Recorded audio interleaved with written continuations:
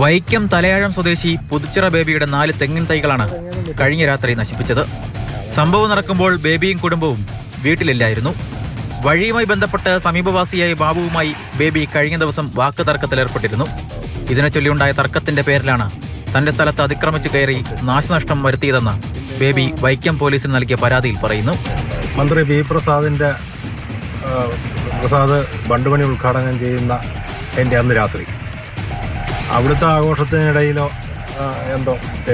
അന്ന് വൈകുന്നേരം ഈ റോഡിൽ കുറച്ച് പൂഴി കൂട്ടിയിട്ടിരുന്നത് അത് നീക്കം ചെയ്ത് വെച്ചും അതുവഴി വന്ന ആ നീക്കം ചെയ്ത ആളുകൾ ഇങ്ങോട്ട് വന്ന് എൻ്റെ ഈ രാസവളവും ഈ നീറ്റുകക്കായും കോഴിവെള്ളവും എല്ലാം കൂടെ എടുത്ത് കൂട്ടത്തോടെ വെള്ളത്തിലേക്ക് ഇടുകയും അങ്ങോട്ട് മാറി ഈ തൈകൾ മുഴുവൻ വെട്ടി നശിപ്പിക്കുകയും 4 പൂർണ്ണമായും വെട്ടി നശിപ്പിക്കുകയും പലത് ഭാഗികമായും വെട്ടി നശിപ്പിക്കുകയുണ്ടായി.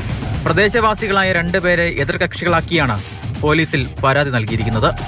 2 മുതൽ 4 വർഷത്തിനിടയിൽ പ്രായമുള്ള 4 തെങ്ങിൻ തൈകൾ വെട്ടിനശിപ്പിക്കുകയും കുലച്ച തെങ്ങിന്റെ ഓലകൾ ഭാഗികമായി വെട്ടിനശിപ്പിക്കുകയും ചെയ്തുവെന്നാണ് പരാതി. കൂടാതെ കൃഷിക്ക് ഉപയോഗിക്കാൻ മൂടി സൂക്ഷിച്ച വളവും നീറ്റുകക്കയും തോട്ടിലെറിഞ്ഞതായും പരാതിയിൽ പറയുന്നു.